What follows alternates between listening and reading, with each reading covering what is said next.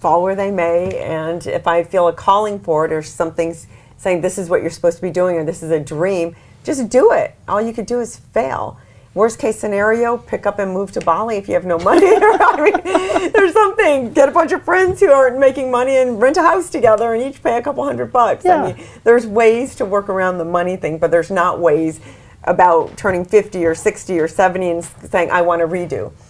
Well, you don't get that time back. Well, that's what happened when I was 29. I was in Dallas. I've been speaking on the circuit. I think I was up to $5,000 or $7,000 a speech, which is good for a 29-year-old. And I was going to do the speaking thing, and I thought, and by the way, I love speakers, and this is no offense to what they've done if they've chosen that life purpose, but I really thought I could be an entertainer. I really thought there was a calling to do something broader than just go to Iowa and speak at the National Insurance Conference. I really thought that if I woke up one day and I was 50 and that's all I did was the inspirational speaker, that wouldn't make me happy. So I literally walked away from that. I didn't walk away from the books, but I walked away from that business for about 10 years.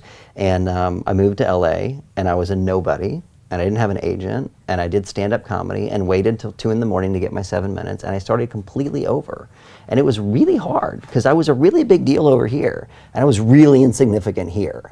And so you go through the same emotions of, well, I'm insignificant, am I talented, is anyone going to care, like how do I do this? And it took a good 5 years before I got some momentum. I think I did 102 auditions. Thank God for my manager and my agent to keep sending me out before I got a paying gig. Now I don't know how many people would get rejected 102 times before they got doing this. Yeah. But for me, it was almost like, oh, this is like play. I got this real job, my publishing, whatever whatever I was doing. I still say real job. I'm my own boss, and he is a nightmare. Oh, he's so mean. What do you think of your boss? He's terrible and schizophrenic too. So yeah, it was a relief to me to go there, but I guess I just had to get better. It's not a matter of, I didn't blame anybody, I just wasn't good enough. But as soon as I hit, I got a 5-hour energy commercial and Association of Realtors and then a bunch of movies, and it became really easy, and now I have the skill set to back it up. But I would have to say, it was not a smart choice. A lot of my friends that were in the self-improvement industry, they are now like in the movie The Secret, and they've got millions and millions of books sold, and they stayed that course for 10 years, and I completely diverged because I cared about my bucket list. I diverged because I went, you know what, I'm not going to be 70 and say, what if I could have done that? That's where we're the same, yeah. We keep taking off. We work hard and then go, bucket list time, and go. Bucket list time. It's been a while since I've done a bucket list thing. Yeah. And I'm taking more vacations than I did before. I went scuba diving recently with some amazing people down in Roatan.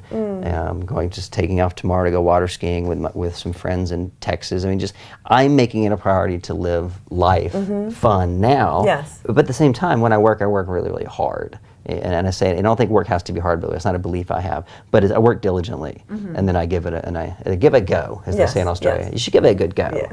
So you put in the hours, and you're focused when you're working, and then when you're not working, you play.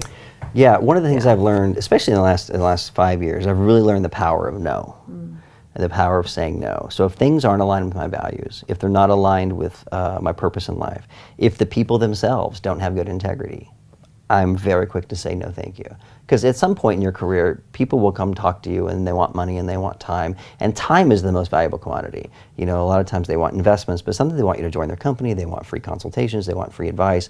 Because I've done a lot of things people want to do, and I say no a lot more than I say yes. And so you have to understand what you're really good at, because sometimes if you get into a new industry, it can take 5 or 10 years to get any momentum. So do you really want to be starting a brand new business? We don't know what you're doing. So I say no a lot to a lot of people. And I know that's hard. I get a lot of pitches on TV shows, and I know I hurt their feelings. But again, it's not my business what they think of me. But it's my business to protect my boundaries and my life and my family and people I care about. And if I spread myself too thin, then I'm no good for anybody. I don't have any energy.